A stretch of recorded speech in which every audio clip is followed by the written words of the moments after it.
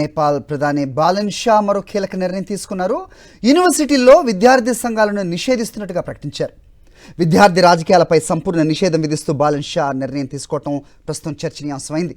ఎన్నికల ప్రచారంలో ప్రకటించినట్టుగానే 100 సూత్రాల ప్రణాళికను బాలన్ షా అమలు చేస్తున్నారు. అయితే 100 సూత్రాల ప్రణాళికలో భాగంగా జెన్ జీ ఉద్యమంలో కీలక పాత్ర పోషించిన విద్యార్థి సంఘాలపైనే ఆయన చర్యలు తీసుకోవడం పట్ల పెద్ద ఎత్తున విమర్శలు వస్తున్నాయి. బాలన్ షా నిర్ణయాన్ని విద్యార్థి సంఘాలు వ్యతిరేకిస్తున్నాయి. తమ పోరాటంతో అధికారంలోకి వచ్చి తమపైనే నిషేధించడంపై నేపాల్లోని విద్యార్థి సంఘాలు ఆగ్రహం వ్యక్తం చేస్తున్నాయి. పరిస్థితి ఇలాగే కొనసాగితే మరో ఉద్యమానికి శ్రీకారం చుడతామని విద్యార్థి సంఘాలు బాలన్ షా ప్రభుత్వాన్ని హెచ్చరించినట్టుగా తెలుస్తోంది.